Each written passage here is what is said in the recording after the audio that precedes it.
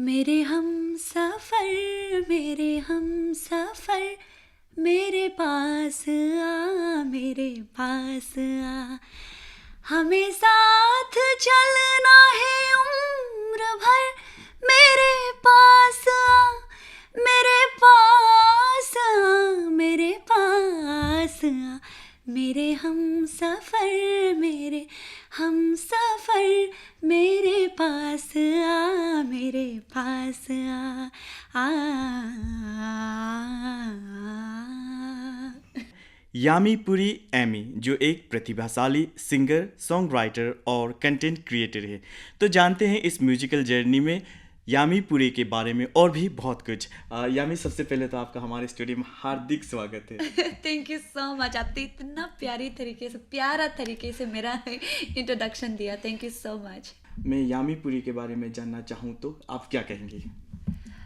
मैं बोलूँगी कि वेरी सिंपल और sweet and a hard working girl. जी, हार्ड वर्किंग सबसे ज़्यादा स्ट्राइक किया जी, मुझे। जी, जी। नहीं, स्वीट भी हो, सिंपल भी हो, हार्ड Definitely. वर्किंग, क्योंकि इट मैटर्स, जी, राइट? तो Definitely. यामी पुरी, जब बात करते हैं यामी पुरी को, ज़्यादातर लोग, जब हम बात करते हैं सिंगर की बात करते हैं, लोग जान जाते हैं। जब ब्लॉगिंग की बात करते हैं लोग जान जाते हैं। तो कोई कहता है कि मैं सॉन्ग राइटर हूँ। Oh, तो ये किस तरह से लेती हैं आप? जी। पहले तो मैं खुद को उसमें भी बहुत ज़्यादा सबसे पहले रिस्पॉन्सिबल मानती हूँ, क्योंकि उसमें भी एक बहुत आपका पर्टिकुलर आपको सोच समझ के किस तरह से मतलब लिखने पर इंसान को अच्छा तरीका से मतलब आप बेस्ट वे में डिलीवर कर सकेगा, समझ में जो आएगा वो हिसाब से करना होता है राइटर का भी, है ना। तो उसी वजह से सॉन्ग राइटर जब बोलते हैं तो उसमें बहुत क्रिएटिविटी है ना, वो आ जाता है। तो उसके लिए आपको बहुत मेहनत लगता है।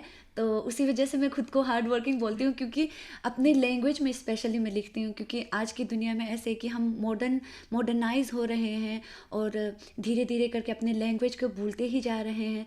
तो मेरी तरफ से एज ए सिंगर मैं कंट्रीब्यूट करना चाहती हूँ सोसाइटी को भी कि अपने लैंग्वेज को भी किस तरह से प्रिजर्व करना है। तो मैं अपनी सॉन्ग राइटिंग के थ्रू और सिंगिंग के थ्रू से मैं इसे प्रिजर्व करने की कोशिश कर जी, रही हूँ, और बाकी मेरे जो यंगर जनरेशन है उनको भी इन्फ्लुएंस करने की कोशिश कर रही हूँ। जी।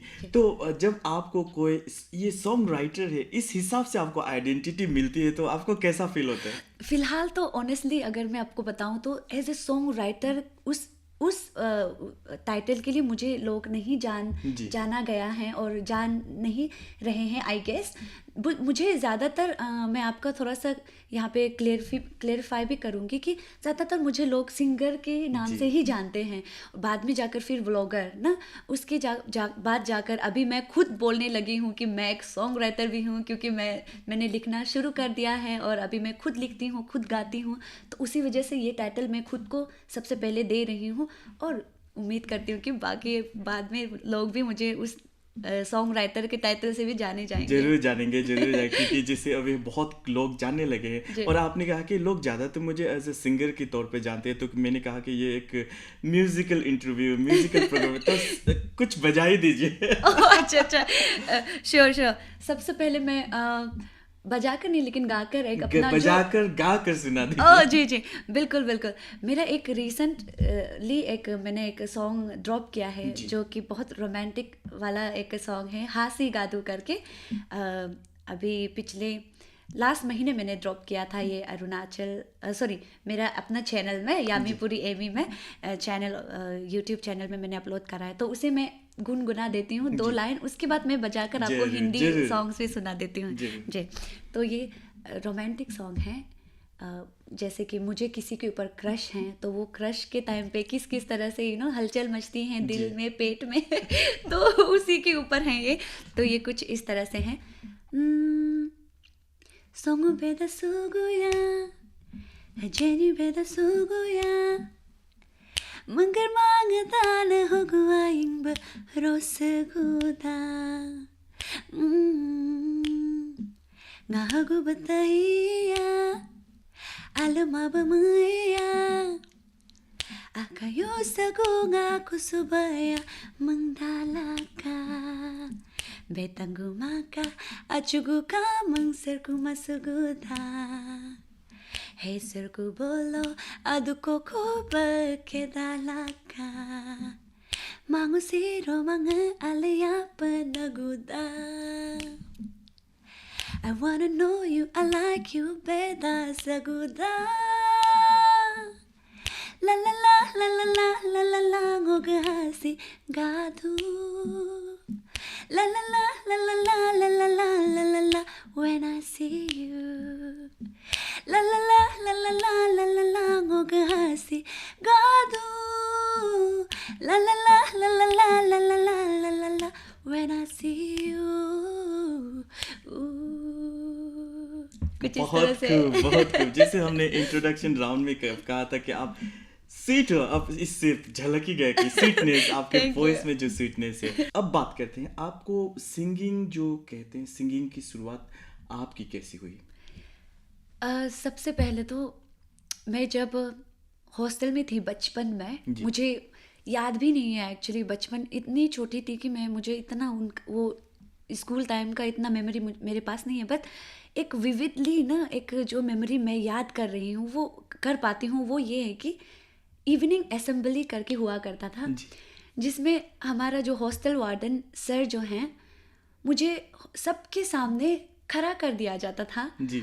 और वही मैं खड़ी होकर I don't know, maybe hardly I was like 5 or 6 years old then, back then, तो मैं ये हवा कहती है क्या ऐसे करके मैं गुनगुनाती थी यही बस गाने को। तो आई थिंक देन ऑन मेरा सिंगिंग का ये जो है शुरू हुआ बहुत पहले से ही, जब मैं खुद भी मुझे समझ नहीं था कि मैं गा सकती हूँ, तभी से ही, क्योंकि वो हमारा प्रिंसिपल और या फिर मेरे जो क्लासमेट या मेरे एल्डर लोग थे, वो लोग को शायद अंदाज़ा लग गया था कि मैं गा सकती हूँ, तभी जाकर मुझे हमेशा इवनिंग असेंबली में खड़ा कर दिया जाता था और मुझे गाने दिया जाता था। और बाद में जाकर बड़े होते होते मैं चर्च जाने लगी और चर्च में मैं कॉयर मेंबर के रूप में मैं गॉड को सर्विस देने लगी, एंड उसी से ही मेरा सिंगिंग का एक्चुअल मतलब डेवलपमेंट और सिंगिंग को एज अ लाइक इंटरेस्टेड वहाँ पे तभी जाकर आने लगी। जी, जैसे अभी आपने एक गाना गुनगुना कर सुनाया, अब मैच्योर हो चुके हैं, समझदार हैं, तो उस गाना को सुनते हैं तो क्या याद आता है? तब मैं याद करती हूँ, उसमें एक सुनतो भैया करके एक थे, उसमें I don't even recall like वो कहाँ के थे ना, बट हॉस्टल में हम साथ में थे। वो सुनतो भैया बड़ा प्यार करते थे मुझे ना, और वो मुझे गोद में उठाया करते थे और ये गाना मैं उसके लिए डेडिकेट किया करती थी, है ना। This is so like reminiscing ना मेरे लिए, और क्योंकि उनका नाम भी सुनतो था और इसमें जो सुनतो मेरी जाना था, तो मैं ये करती थी कि सुनतो मेरी भैया मेरे भैया, इस तरह से मैं करती थी, लाइक जी। बहुत ही मतलब जो मेमोरी आपने की बात की बहुत ही बढ़िया है। और किस तरह से इस गाने से शुरुआत आपकी सिंगिंग करियर की बात हुई। आप जब गाती हैं तो जब स्टेज में जाती हैं, आप इवेंट भी करती हैं, तो अब ये लोगों को कैसे मालूम चला कि हाँ यामी पुरी बहुत अच्छा गाती है, अब इन्हें इवेंट में बुलाना चाहिए, तो वो किस तरह से हुआ? मुझे लगता है कि ये अरुणाचल आइडल को जाएगा पूरा क्रेडिट जो मैं बोलूँगी, क्योंकि जब मैंने अरुणाचल आइडल पार्टिसिपेट किया बैक इन 2017, तो उसी से ही मेरे जो फ़ैन फॉलोइंग्स आप कह सकते हैं थोड़े बहुत शुरू हो गए तभी से, और ये शो के ज़रिए मेरी पहचान बनी।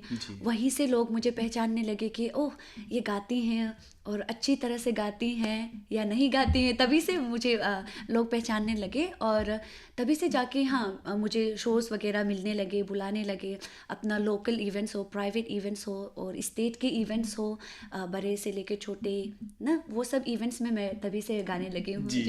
तो ये बहुत अच्छी बात बताई आपने। जैसे बहुत लोग कहते हैं ना कि नेगेटिव वे में बात करें तो कहते कि कुछ रियलिटी शोज होते जो काम का नहीं, अगर हम बहुत सिंपल लैंग्वेज में, लेकिन आपने कहा कि अरुणाचल आइडल ने आपको एक स्टेप दिया आगे बढ़ने के लिए, तो हम बात करेंगे, तो अभी कुछ गुनगुना कर सुना दीजिए। बिल्कुल बिल्कुल। तो ये मैं अपनी जो भी अभी सुन रहे होंगे उनके लिए और आपके लिए थैंक यू वेरी मच। तो ये गाना चाहूँगी मैं। अच्छा, तो ये जब मैं गा रही हूँ आप समझ लीजिए कि मैं आप ही को मैसेज जो बोल रही हूँ, है ना। कोशिश करती हूँ मैं। हो मत्था टेको या मैं चल दूं नंगे पाँव कहीं, ऐसी किस्मत हर किसी के हिस्से आते नहीं। नजर उतारूं या मैं कर दूं इसको कैद कहीं, ऐसी उल्फत हर किसी के हक में आते नहीं। मधुबाला से भी आला दिखती हो, मेरी नजर से तुमको देखूं तो हो। मधुबाला से भी आला दिखती हो, मेरी नजर से तुमको देखूं तो सब करे अरे अरे अरे अरे पगला गया है तू, समझ से है परे परे परे ये तेरा जादू जादू।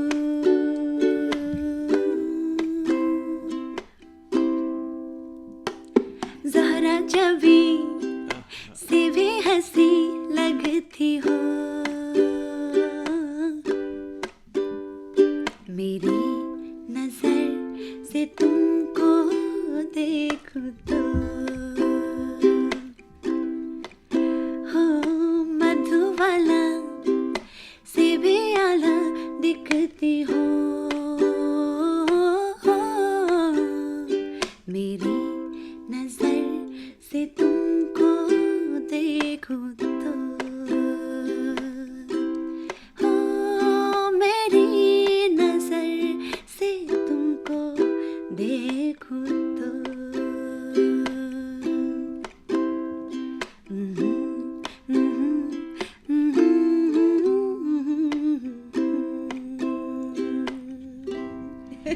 बहुत खूब, बहुत खूब। जैसे अभी आपने कहा कि ये मेरे लिए भी है, तो देखिए मैं शर्म से पसीना पसीना हो गया। तो बहुत ही खूब, बार बार बात कर रहे हैं कि this is an example of your sweet voice. आपने बहुत ही अच्छी तरीके से गाया और जो वॉइस है मेस्मराइजिंग वॉइस है। हम आशा करते हैं कि हमारे जितने भी सुनने वाले उन्होंने भी इस वॉइस को, इस गाने को बहुत पसंद किया होगा। तो यामी अब बात करते हैं कंटेंट क्रिएटर की। आप एक ब्लॉगर हैं, तो सिंगर हैं, सॉन्ग राइटर हैं, ब्लॉगर कैसे बनी? ब्लॉगर ना एक्चुअली मेरी यूट्यूब की जो जर्नी है जी, वो बहुत डिप्रेसिंग एक्चुअली होते होते मैंने वो जो स्टेज ऑफ बीइंग में होते होते मैंने शुरू की थी। आफ्टर एक्चुअली जो इन अरुणाचल आइडल हैं पार्टिसिपेट करने के बाद मुझे लोग पहचानने लगे, अपने अरुणाचल के लोग तो वैसे भी मुझे प्यार करने लगे थे। फिर जाके मुझे इंडियन आइडल से मुझे कॉल आया शो से, तो वहाँ से फिर मैं यहाँ पर ऑडिशन दिया इंडियन आइडल में। यहाँ पे हमारा ऑडिशन हुआ था ईटानगर कैपिटल में भी। तो यहाँ से जितने भी हमारे जो गाते हैं लोग के साथ में compete करते करते उनको बीट करके मैं गई थी मुंबई। तो जैसे वहाँ पे शो के ज़रिए कुछ ऐसा हुआ कि जिस वजह से मैं नहीं गा पाई थी, सिचुएशन कंडीशन कुछ इस तरह से हो गए थे कि मैं नहीं गा पाई थी। तो ये तो टेलीकास्ट हो गया एंड ऑन एयर, मतलब लोग टीवी में देखे तो उनको पता नहीं कि मेरे स्ट्रगल्स क्या हैं, बट देन वो मुझे पूरा बैशिंग करने लगे और सारा ट्रोल करने लगे मुझे बुरी तरह से, इतनी बुरी तरह से कि कहते हुए मुझे ये दुख लग रहा है कि रैप थ्रेट भी मुझे आने लगे, उतना तक इंटेंस हो गया था ये। तो जिस वजह से मैं काफ़ी डिप्रेशन में चली गई थी। मेरी ऑब्वियसली मेरे नाकाम रह गए, मैं नाकामयाब रह गई वो उस ऑडिशन पे। लेकिन इंसान पीछे की कहानी को मालूम नहीं होकर वो जो उन्हें दिखाया गया, जो उन्हें दिखा उसी पे कमेंट पूरी तरह से मेरे ऊपर ट्रोल किया गया, जिस वजह से 4 दीवार के अंदर मैं बंद रह गई जी, जी, पूरे जी। पूरे 6 महीने के लिए। बिल्कुल गायब हो गई मैं, डिप्रेसिंग था वो स्टेज मेरे लिए बहुत ज़्यादा। तो उस वजह से मेरा कॉन्फिडेंस पूरा लो हो गया। जिस तरह से अरुणाचल आइडल में मैं अपना कॉन्फिडेंस गेन किया था, वैसे ही ज़ीरो लेवल तक भी मेरा ड्रॉप हो गया, जी। मेरा वो जो कॉन्फिडेंस लेवल हो, जो भी हो, हर चीज़। तो कैसे कैसे करके मेरी मॉम ने मुझे, और मेरे जो बड़े भाई भाई हैं, माय बिग ब्रदर, और वो दोनों लोग ने ही मुझे सपोर्ट किया और मुझे दिलासा दिया कि ऐसा नहीं होता है।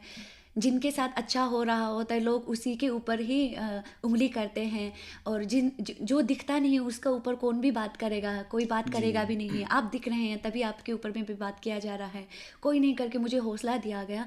तो कैसे कैसे करके बाद में मैं इस सिचुएशन से धीरे धीरे करके उभर के आने के लिए ही मैंने ये जो यूट्यूब चैनल शुरू किया, घर अंदर से ही, चार जी। दीवारी के अंदर से ही। तब मैं इनिशियली सिंगिंग करने लगी, फिर बाद में जाकर मैं गांव चली गई थी, अपने बस्ती। वहाँ से मैं वाइल्ड लाइफ एक्सप्लोर करने का ये जो कंटेंट डालने लगी, तो people could relate to it ना, कि किस तरह से मैं सिंपल लिविंग गर्ल हूँ, किस तरह से वो एक्चुअल मुझे जानते थे कि शो के थ्रू से। जी। वहाँ पे तो मेरे ग्लैमर वाले रूप को वो देखे थे, राइट। जी। लेकिन अभी जाके टोटली कॉन्ट्रास्ट मेरे रूप वो लोगों को देखने को मिला कि दिस इज सिली विलेज जी। गर्ल और वो एक्सप्लोर कर रहे हैं जंगल में एक दाव पकड़ के, एंड देन लीचेस लोग से झूक से वो सबसे मच्छर लोग से वो जूझ रहे हैं, वैसे वो लोगों को मेरा साइड देखने को। तो कहीं ना कहीं मेरा अलग वाला वो जो ऑडियंस जो मुझे मिलने लगे। जी। शुरुआत तो मुझे सिंगिंग वाले ऑडियंस मिले थे, फिर बाद में जाके ये नॉर्मल जो लाइव हैं, जो सिंगिंग से भी शायद रिलेटेड नहीं है, वो बाकी के जो इस तरह के ऑडियंस मुझे मिलने लगे। तो मैं अपना वहाँ से व्लॉगिंग जो शुरू जी। किया। लेकिन कहीं ना कहीं वो कहते हैं ना, सिंगिंग का वो जो भूत का सवार, वो तो मेरे जहन अंदर में है, like it is in my blood actually. तो मेरी माँ भी गाती हैं, तो उनका जीन मुझे पास हुआ, तो आई फील लाइक वो जी। मेरी है अंदर वो चीज़। तभी जाके मुझे दिल से बड़ा इच्छा हुआ कि अरे मैं बहुत गायब हो रही हूँ, अभी मेरे इतने अच्छे फॉलोवर्स, मुझे व्यूअर्स मिल रहे हैं, तो क्यों ना मैं अपना सिंगिंग का टैलेंट भी इन सभी को ओके। दिखाऊं कि एक्चुअल में अच्छा गाती हूँ। इट्स जस्ट दैट कि एक शो में मैं बुरी कर गई तो डजंट मीन कि मैं बुरी हूँ, है ना। तो मुझे ये ख्याल आया, तभी जाके मैं कवर सॉन्ग्स बनाने लगी, और वैसे वैसे अगेन फिर मेरा और भी ज़्यादा वापस से वो सिंगिंग को के थ्रू से मुझे जो जानते थे वो लोग भी फॉलो करने लगे।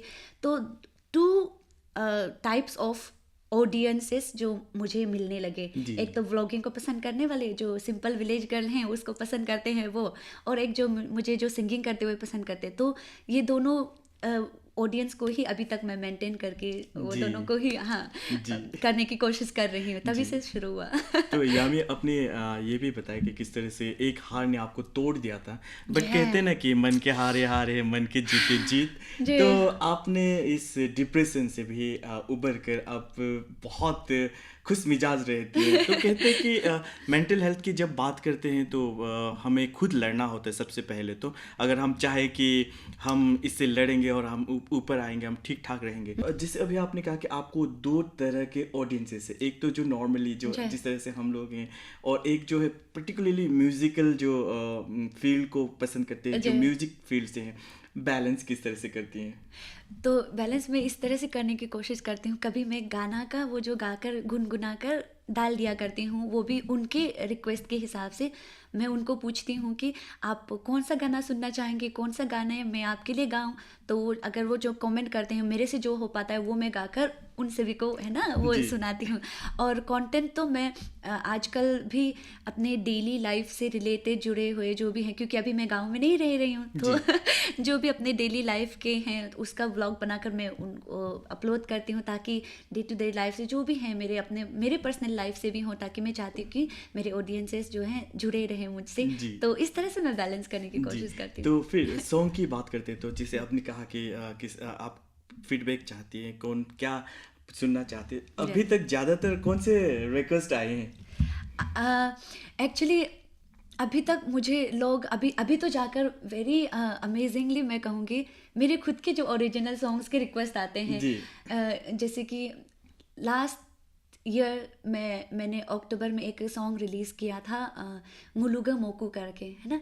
तो ये जैसे ही मेरा प्रोफेशन अभी एज ए सिंगर में जगह जगह अरुणाचल के एवरी न्यूक एंड कोना में ट्रैवल करती हूँ, हर फेस्टिवल्स, हर हमारे ट्राइब्स के फेस्टिवल्स में मैं विजिट करती हूँ, मतलब उनके फेस्टिवल्स में विजिट करती हूँ। तो मुझे ये मौका मिल गया कि अरुणाचल को भी देखने का है ना। जी जी तो ऐसे देखते देखते I was so much in ओ कि मुझे इतना मेस्मराइजिंग वो फील हुआ कि हमारा अरुणाचल कितना सुंदर है ना। तो ये सिंगिंग करते करते मुझे एक्सप्लोर करने का भी मौका मिल गया, और जी एक्सप्लोर करते करते ये जो मेरे दिमाग में भी ये जो आइडियाज़, म्यूज़ हम जो कहते हैं, वो भी आ गया, जिस वजह से मैंने इसके ऊपर गाना लिखा मुलुगा मोकू करके, जो हमारा देश करके जी मीनिंग जी जो है। तो ये करके मैंने उसके ऊपर गाना बनाया था, तो ये काफ़ी वायरल भी चला गया था। तो जिस वजह से इसकी रिक्वेस्ट आजकल तो ज़्यादा आते हैं कि जब भी मैं शोज़ वगैरह करती हूँ तो भी हासी गादू को हासी गादू मेरे रिसेंट है, मुलुगा मोकू को गा दीजिए, ऐसा करके लोग जी। से रिक्वेस्ट आते हैं। तो हम भी रिक्वेस्ट करना चाहेंगे कि आप हमारे लिए, हमारे ऑडियंस के लिए ये गाना गुनगुना दीजिए। श्योर श्योर, ठीक है। वो गाना ऐसे है, सिंगुलुगा मोकुआ ngoluga modia sia ngoluga rango nang poa ngolu amdire boglen kua talo modiga tapang palata bolo sanya ring laba ngolu am gatak nanga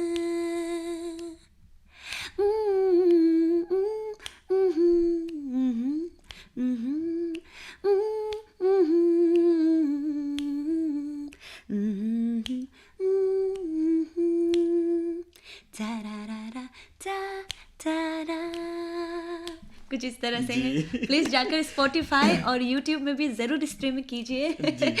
तो यामी, जैसे अभी आप हिंदी गाती हैं, जी ज़्यादातर लोग स्टेज में जाते हैं तो हिंदी गाती हैं, लेकिन जैसे अभी आपने कहा कि अपना भाषा में, यानी आप तागिन डायलेक्ट में लिखती हैं, जी। तो जब अपने भाषा में, अपने डायलेक्ट में लिखते हैं, सबसे चैलेंजिंग टास्क क्या होता है? ओह, ये बात बताने के लिए मैं बड़ी एक्साइटेड हूँ, क्योंकि देखिए हर ट्राइब में मेरे एक्सपीरियंस के हिसाब से, क्योंकि मैं जगह जगह गई हूँ ना, उसी हिसाब से मुझे लगता है कि हर एक ट्राइब का अपना एक लैंग्वेज होता है। जैसे गालो का गालो लैंग्वेज है, हमारा तागिन का तागिन लैंग्वेज है, लेकिन जिस तरह से हम उसे अतर करते हैं, जिस तरह से हम बोलते हैं, वो जी डिफरेंट होते हैं। जैसे कि हमारा तागिन में भी क्या है कि दो सेक्शंस में डिवाइडेड हैं, आप कह सकते हैं। जैसे कि ऊपर पार्ट के तागिन हो गया, नीचे पार्ट के तागिन हो गए, है ना। तो हम तो ऊपर पार्ट के तागिन हैं, बॉर्डर एरिया के, जी लिमिकिंग तकसिंग साइड के हैं। इवन तकसिंग के भी अलग से बोलते हैं, और हम लिमिकिंग वाले लोग हैं। तो हमारा जो तागिन बोलने के तरीके हैं और टोन है वो अलग हैं। जी लेकिन जो हमारा फिर नीचे साइड के जो हमारा तागिन है, वो लोग फिर अलग तरीके से बोलते हैं, और डिलीवरेंस और इसको जिस तरह से वर्डिंग को भी कुछ कुछ अलग से बोल। जैसे कि हम लोग अच्छे बोलते हैं तो वो लोग अच्छिन बोलते हैं, जी अच्छे एंड अच्छिन, है ना। तो ऐसे हैं, बट इट इज़ अंडरस्टैंडेबल हैं। और लेकिन हम इसी वजह से भी आइडेंटिफाई भी कर सकते हैं, अच्छा ये मोया है और ओके ये मायू है करके ना। तो मेरे सबसे बड़े जो अपने, जब मैं सॉन्ग लिखती हूँ तो चैलेंज यही होता है कि कौन सा साइड का मैं लिखूँ, जी क्योंकि दोनों साइड।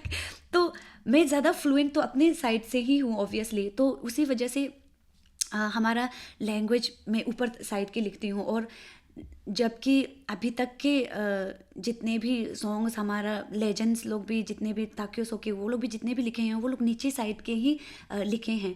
तो मैं पहली ऐसी तागिन सिंगर हूँ जो मैं अपने साइड के वहाँ जी से लिख रही हूँ, ऊपर वाले तागिन लैंग्वेज में। तो उसी वजह से कहीं ना कहीं जब धुन के थ्रू सॉन्ग्स में जब ये ट्यून में कन्वर्ट हो जाता है तो थोड़ा सा वो लोगों को अंडरस्टैंडिंग में भी प्रॉब्लम हो जाता है। ओके लेकिन धीरे धीरे करके आई बिलीव कि वो लोग अडॉप्ट कर लेंगे, अपने ईयर के थ्रू भी अडॉप्ट कर लेंगे। तो क्या है कि समझ में भी ज़्यादा आने लगेंगे।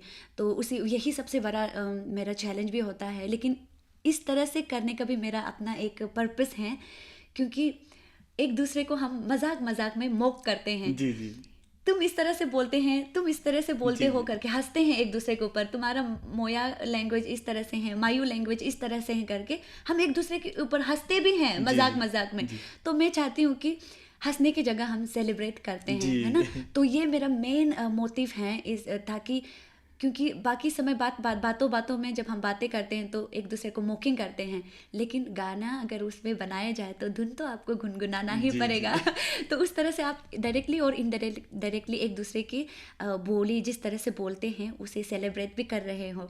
तो यही मेरा सबसे मेन मेरा मकसद यही जी। है।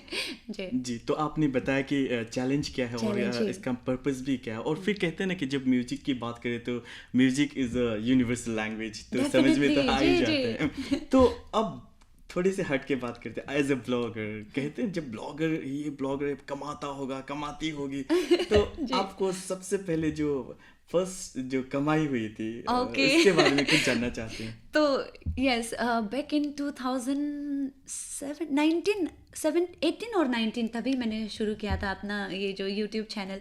तो इनिशियली तो आपको पेमेंट जो जल्दी नहीं मिलता है, जी। आपका पहले तो 1K यानी कि 1000 सब्सक्राइबर्स रीच हो जाना पड़ता है, तभी जाके आप अपना चैनल को मोनेटाइज कर सकते हो, तभी जाकर आपका चैनल में मतलब ऐड वगैरह आने लगेगा। तो जिस तरह से एड, जैसे जैसे एड वगैरह आएगा वैसे वैसे आपको मिलता है, और जिस तरह से व्यूअर्स आपको आएंगे उसी हिसाब से मिलता है, ऐसा है। तो आई डोंट थिंक कि मुझे बहुत जल्दी मिला होगा, क्योंकि फिर उसकी भी फिर अगेन ट्रेस होल्ड होता है, उसको रीच करना पड़ता जी। है सर्टेन लिमिटेड, कम से कम आपका 100 होना है, उतना तक रीच करने के बाद मिलते हैं। तो 100 ट्रेस होल्ड अगर आपका रीच हो जाता है, तब आपको $100 में अगर आप उसको कन्वर्ट किया जाए हमारा इंडियन रुपी में, तो अराउंड 7 to 8,000 उसके आसपास होता है। जी। तो मैंने उसे भरा कर रखा हुआ था 200 में, है ना, 1000 से 100 से मैंने 200 ऐसे भरा के रखे थे अपना ट्रेस होल्ड, क्योंकि एक साथ में थोड़ा ज़्यादा आए ऐसा सोचकर।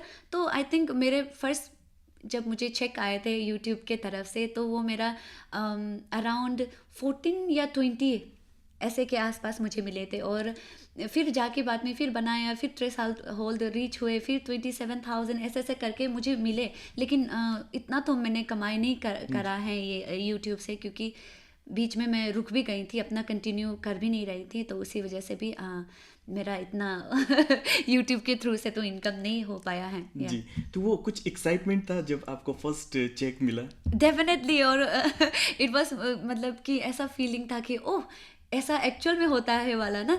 और खुद का मेहनत वाला एक्चुअल में, मतलब वो चीज़ जब आपको मिलते हैं तो वो जी। सुकून और वो खुशी जो अलग ही था, it was something different and new. जी, तो यामी जी, हाँ, हम चाहते हैं कि हमारे जो सुनने वाले हैं जो ब्लॉगिंग में कुछ करना चाहते हैं, उनके लिए क्या आप कहेंगे?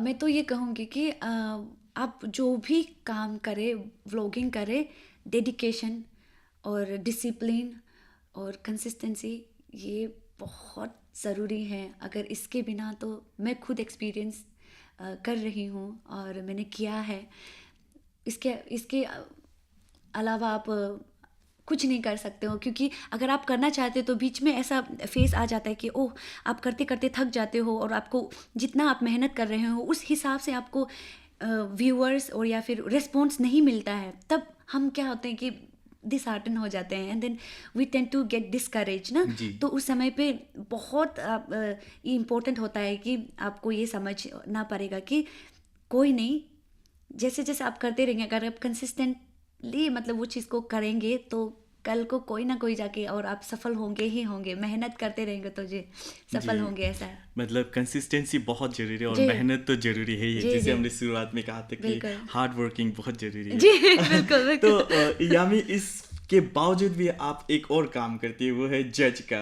आप ओह। अरुणाचल जी लिटिल सिंगिंग स्टार की भी जज रही हैं और कर रही हैं, फर्स्ट सीजन से लेकर अभी भी चल रही हैं। तो जी। इसके बारे में कुछ जानना चाहिए कि ये कंसेंटमेंट या असाइनमेंट किस तरह से मिला आपको? जैसे कि मैंने बोला, जिस तरह से मैं आगे बढ़ती गई, और एक टाइम पे ऐसा हो गया था कि मैं यूट्यूब में ही बहुत अच्छी कर रही थी, जिस वजह से मुझे वो पे चेक्स आने लगे। जी। और तो उस टाइम पे ही मैं वो करती थी, यूट्यूब में वो कवर्स वगैरह करती थी, गाने ही गाती थी। तो उसी दौरान आई थिंक ये जो चेयरमैन एंड इसका जो वो हैं ये शो के जो हैं अरुणाचल लिटिल सिंगिंग स्टार के, उनके शायद नज़र में भी आ गया कि शायद मुझे काबिल लगा होगा। और क्योंकि मैं ऑलरेडी एक सिंगिंग रियलिटी शो में भी पार्टिसिपेट करके आ चुकी थी और नेशनल लेवल में भी जा चुकी थी, मेरे पास काफ़ी एक्सपीरियंस था, लगा होगा उन लोगों को ऐसा, तो मुझे उस काबिल समझा होगा, तभी जाके मुझे उन्होंने अप्रोच किया। तो आई फेल्ट रियली प्रिविलेज्ड कि इस तरह से मुझे मौका मिला, और मैंने बहुत ग्रेटिट्यूड के साथ में उसे ये काम प्रोजेक्ट में शामिल होने के लिए सोचा, और तभी से उन्हें एक्चुअल में मेरे काम पसंद आए होंगे, तभी जाके अभी ये सीज़न 4 है और बाकी सारे जजेस चेंज होते गए हैं, पर मैं अभी भी जी टिकी हुई सीजन में है। हुआ, तो टिकी जैसे हुई हम हूँ। बात कर रहे हैं बार बार बात, और एक बात की कि कंसिस्टेंसी की, जी आप में कंसिस्टेंसी है। मेरे में है जी वो।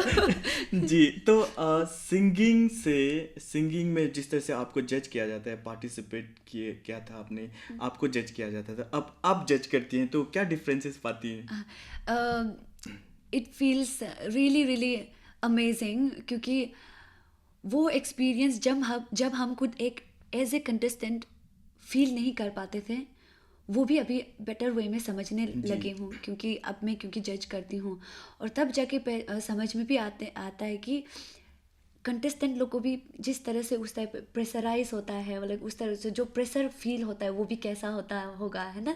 क्योंकि उसी वजह से, क्योंकि उस स्टेज से आई हूँ ना, तो मुझे काफ़ी, मैं कहूँगी कि इजी भी हो जाता है कि हो क्या रहा है, चीज़ को समझने में मुझे बड़ा आसान हो जाता है, क्योंकि जब कोई लड़खड़ा जाता है परफॉर्मेंसेस के बीच में, तो काफ़ी अच्छी हो जाती हैं ये समझने में कि वो नर्वसनेस की वजह से हुआ है या एक्चुअल में वो ओके। कम तैयारी करने की वजह से हुआ है, उसका फ़र्क भी मुझे समझने को मिल जाती है, क्योंकि एक्सपीरियंस करने की वजह से ना, जो मेरे, तो जी हाँ, वही है मेरा डिफरेंस। और ये तो बस वही है, जज में अभी जो प्रेशर ज़्यादा रहता है, क्योंकि लेकिन आसान तो कहूँगी, आई थिंक जज करने में आसान ज़्यादा रहता है।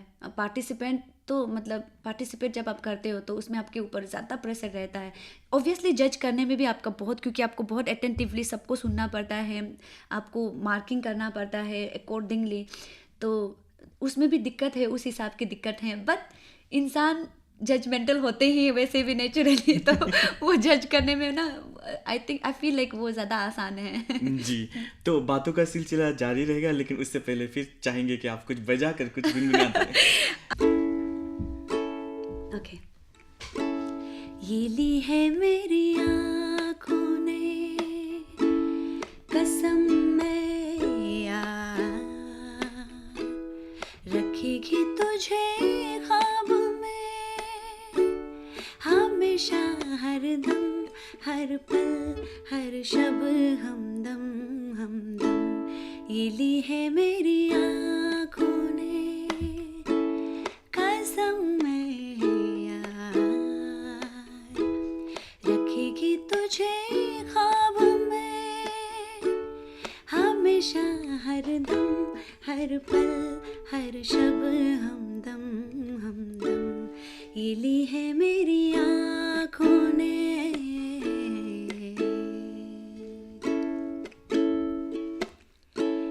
कितना हूँ चाहता, कैसे कहूँ तुझे, साया तेरा दिखे तो चूम लूँ उसे, जिस दिन तुझे मिलूँ दिल ये दुआ करे, दिन ये खत्म ना हो, ना शाम को ढले, रहे बस साथ हम, तू रहे पास, रखेगी तुझे बाहों में, हमेशा हरदम, हर पल हर शब हमदम हमदम। ये ली है मेरी आँखों ने। कोर्स में थोड़ा गड़बड़ हो गया बट या कोई दिस वाज ना कोई ना फिर मैंने कहा बहुत स्वीट बहुत सुंदर गाना। थैंक यू, इससे अच्छी मैं गा सकती हूँ एक्चुअली। नेक्स्ट टाइम जरूर बुलाएंगे और इससे बेहतर जरूर करेंगे बिल्कुल आप। पूरी तरह से तैयारी के साथ आती हूँ जी। तब जी। तो यामी बात करें आपके जजिंग की, मतलब ये एज ए जज अरुणाचल लिटिल सिंगिंग स्टार की, जब लिटिल सिंगिंग स्टार की बात करते हैं तो उन बच्चों के बारे में कुछ जानना चाहेंगे कि वो कुछ बच्चे होंगे कहाँ कहाँ उनका जो अचीवमेंट रहा है, कुछ सुनना चाहेंगे? बिल्कुल बिल्कुल, मैं बहुत प्राउड से आपको ये बताना चाहूँगी कि हमारा जो Arunachal little singing star season 1 के जो विनर थे, मार्कन लोलन है उनका नाम। वो अभी भी सिंगिंग करते हैं, लेकिन वो जब बाद में जाकर हमारे सीज़न में विन करने के बाद, विनर बनने के बाद वो नेशनल लेवल प्लेटफॉर्म पे भी गया वो, और हमारा अरुणाचल को रिप्रेजेंट किया और वो काफ़ी आगे तक भी गए। And he is also, if I am not wrong, वो जो क्लासिकल ट्रेंड भी हैं वो, Okay. तो वो काफ़ी अच्छा गाता है। And I feel really proud कि हमारा शो से बच्चे इतने आगे तक गए और नेशनल लेवल तक भी वो हमें, हमारा स्टेट को रिप्रेजेंट किया। वो भी सिर्फ रिप्रेजेंट ही नहीं बल्कि काफ़ी आगे तक भी गए। तो इस तरह से मतलब बच्चे हमारा शो से आते हैं और इस तरह की क्वालिटी हम जज कर पा रहे हैं। जी। तो इट फील्स लाइक रियली, मतलब ये अपने आप में एक अचीवमेंट वाली बात भी मुझे फील होता है। तो उसी वजह से आई फील रियली प्राउड कि हमसे भी ऐसा कुछ हो पा रहा है जी। Collectively as a team. तो ये प्रोजेक्ट के थ्रू हम नया जो बडिंग जो आर्टिस्ट हैं, जो एक्चुअल में वो काबिल हैं, उन्हें हम परख सक रहे हैं और उसे प्लेटफॉर्म दे पा रहे हैं, उभर के उन्हें देख भी पा रहे हैं जी। और उनसे लर्न भी कर रहे हैं साथ ही साथ। तो it feels like really amazing और ये काफ़ी अच्छा एक्सपीरियंस है। जी। सो आई फील रियली ब्लेस्ड। जब पेरेंट्स की बात करते हैं, अरुणाचल प्रदेश के जो पेरेंट्स हैं आज उनका जो माइंडसेट है चेंज हो रहा है, क्योंकि उन्हें अपने बच्चों को हर फील्ड में जाने की अलाउंस मीन्स अलाउड है, अब जी। परमिशन मिल रही है, तो क्या कहेंगे? हमारा जो अभी पेरेंट्स लोग हैं आजकल के, मैं तो कहूँगी वो लोग ना पहले जैसा भी नहीं है। वो जो जहाँ पे आपको सिर्फ स्टडी के लिए ही प्रेशराइज किया जाता था, आजकल के जो मम्मी पापा हैं वो लोग और भी जान गए हैं कि सिर्फ स्टडी के फील्ड में सिर्फ सब कुछ नहीं है। ऑब्वियसली स्टडी बहुत ज़्यादा इम्पॉर्टेंट है। इवन आप दूसरा कुछ भी प्रोफेशन कल को जाके परस्यू करने वाले हैं, सबसे पहले तो स्टडी ही आता है। तो स्टडी तो वो जो फोरमोस्ट वाला और आपका सबसे प्राइमरी वो आपका ड्यूटी है, वो तो करना ही है। लेकिन हमारा पेरेंट्स जो इसके साथ ही साथ बहुत को करिकुलम एक्टिविटीज़ हो गया और बाकी के जो भी प्रोफेशंस हैं उन्हें भी बहुत ज़्यादा, जैसे कि सिंगिंग ही नहीं बल्कि डांसिंग हो गया, स्पोर्ट्स हो गया, और भी कई सारी चीज़ में हमारे आजकल के बच्चे को वो जो पुश करते हैं, तो वो चीज़ नया देखने को मिलते हैं। और हमारा शो में स्पेशली जो बच्चे के पेरेंट्स आते हैं, दे आर वेरी सपोर्टिव और वो इस तरह से सपोर्ट करते हैं कि बच्चे के एग्ज़ाम्स भी इवन आ जाए तो भी पढ़ाई को भी अच्छे से कराएंगे, लेकिन वो टाइम मैनेजमेंट बहुत प्रॉपर तरीके से कर देते हैं। तो ये काफ़ी इनकरेजिंग है बच्चे लोगों के लिए। और अगर ऐसा पेरेंट्स हर किसी के हैं तो क्या ही कहने, तब तो हम ज़रूर आगे बढ़ पाएंगे और हम स्टेट लेवल का, इंटरनेशनल लेवल भी आई फील लाइक हम रिप्रेजेंट कर सकेंगे, क्योंकि हम में आई फील लाइक वो पोटेंशियल्स हैं। बट देन वही है कि हमें समझ नहीं होती कि टाइम मैनेजमेंट का, और मुझे क्या अपने आप अंदर में वो काबिलियत है, वो बहुत बिगिनिंग से नहीं परख होता है, बाद में लेट में जाके रियलाइज़ होता है। लेकिन अगर पेरेंट्स अगर अभी आजकल के इस तरह के हो रहे हैं जो अपने बच्चे के अंदर के टैलेंट को भी पहचान रहे हैं और उनके टाइम को भी मैनेज कर दे रहे हैं, तब जाकर बहुत प्रॉपर तरीके से घर में ही उनका ग्रूमिंग हो रहा है। तो उसी वजह से इट फील्स रियली नाइस इस तरह के पेरेंट्स देखकर। जी, तो वही है कि आजकल के जो पेरेंट्स हैं उनका माइंडसेट चेंज हो रहा है, वो भी पॉजिटिव वे में। अब पर्सनल बात करते हैं, यामी आप बहुत अच्छा गाती हैं, तो अपने क्लोज फ्रेंड्स के साथ में रहते हैं, जो अपने फ्रेंड सर्कल में गाते हैं, तो क्या हमेशा ऐसा होता है कि हाँ यामी एक गाना गाओ, यामी ये गाना गाओ, यामी ये गाना, कुछ ऐसा कुछ होता है? जी, वैसे तो मेरे फ्रेंड्स बहुत सारे नहीं हैं, बट मैं काम के दौरान अपने जो शूटिंग वगैरह जो मैं करती हूँ उसके दौरान हाँ मुझे काफ़ी सारा मिल जाता है फ्रेंड्स। तो हाँ कभी कभार मैं गा देती हूँ, और जब भी ऑब्वियसली कोई गैदरिंग होता है तो गाना तो बन ही जाता है। और जब कभी कभी ऐसा होता है कि डेफिनेटली एज ए सिंगर होने से भी सॉन्ग में सिंगिंग करती हूँ और मुझे बड़ा पसंद है गाना गाना, बट हमेशा नहीं होता है। कभी कभी जी। मैं चाहती हूँ कि मैं पीछे ही रहूँ, मैं गाना नहीं चाहती, तब भी गाना ही होता है। ऐसा ऐसा हाँ, डेफिनेटली होता है जी। कि हमेशा जी। तो इसी बात पे एक बात याद आया। कुछ दिन पहले इंडिया टुडे ने कुछ एक आर्टिकल लिखा था कि यामी पुरी हैज़ गॉन वायरल। ये कुछ आपने कुछ गाना गाया था कुछ अंताक्षरी के जी दौरान जी जी। कुछ, तो ये किस्सा क्या था? ये भी अंताक्षरी, ये भी उसी के पर्पज में शूटिंग के लिए घूम रही थी। ये हमारा लोहित डिस्ट्रिक्ट में, तो ब्यूटीफुल प्लेस तेजू करके हैं, वहाँ पर हम कैंपिंग करने चले गए। शूट हमारा ख़त्म हो गया था, तो हम फ्रेंड्स के और जो हमारा क्रू मेंबर हैं, जो भी हैं, दोस्तों के साथ, बहन भाई लोगों के साथ हम गए थे वहाँ पर। तो करते करते अंताक्षरी शुरू हो गया हमारा और अंताक्षरी में मुझे कोई नहीं हरा सकता है तो ऐसे करके मैंने कैप्शन पे लिख के पोस्ट कर दिया था, ऐसे ऐसे ही मजाक में, क्योंकि वो काफ़ी हमारा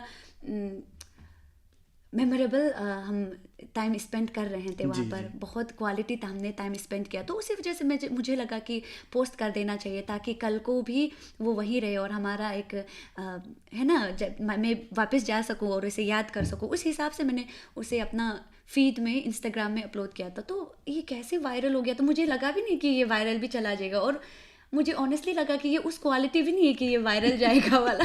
बट देन कहते हैं ना, आजकल अनएक्सपेक्टेड चीज़ें हो रही हैं, और शायद पता नहीं इंसान लोगों को क्या दिखा होगा, कि उसमें क्या अच्छा लगा होगा। ये काफ़ी वायरल चला जी। गया, मिलियंस भी क्रॉस कर गई है, 1 मिलियन भी क्रॉस कर गई है। कैसा फील हुआ जब आपने देखा अरे ये तो वायरल हो गया? मैं आपको ऑनेस्टली बताऊँ ना, तो मुझे बड़ा हंसी आया जी। उस टाइम पे। हैं, वो वाला था मेरा रिएक्शन। ऐसे कैसे, मैं इतनी मेहनत करती हूँ, कवर बनाती हूँ, 4-5 दिन प्रैक्टिस करती हूँ, ये छाले पड़ जाते हैं उंगली में, कुछ जी, इस जी। तरह से छाले पड़ जाते हैं। ऐसे मेहनत के जब मैं गाना गाकर अपलोड करती हूँ, वो तो वायरल जाते नहीं है। पर मैं जब ऐसे बैठकर अंताक्षरी खेल रही हूँ, वो भी मजाक मजाक में, पूरा शैबी मैनर में, मैं पूरी तरह से पता नहीं कौन सी गाँव की एक दादी माँ लग रही हूँ उसमें। ऐसे वाले वीडियो वायरल हो जाते हैं जी। जी। तो मैंने ये गाना सुना है, लेकिन हम चाहेंगे कि फिर से गुनगुना कर हमारे सुनने वालों को सुना दीजिए जो अंताक्षरी के दौरान आपने गाई थी। जी, वो रेफ्यूजी मूवी के एक मेरे हमसफर वो गाई थी मैंने। जी। जी ओके। मेरे हमसफर, मेरे हमसफर, मेरे पास आ, मेरे पास आ, हमें साथ चलना है उम्र भर, मेरे पास आ, मेरे पास आ, मेरे पास आ, मेरे हमसफर, मेरे हमसफर, मेरे पास आ, मेरे पास आ, उतना ही गुनगुना। बहुत खूब, बहुत खूब। यामी आप हमारे स्टूडियो आए और अपने बारे में, साथ ही अपने म्यूजिकल जर्नी और ब्लॉगिंग, कंटेंट क्रिएशन के बारे में इतनी सारी जानकारियाँ दी, इसके लिए आपका बहुत बहुत धन्यवाद। आपका भी बहुत बहुत शुक्रिया।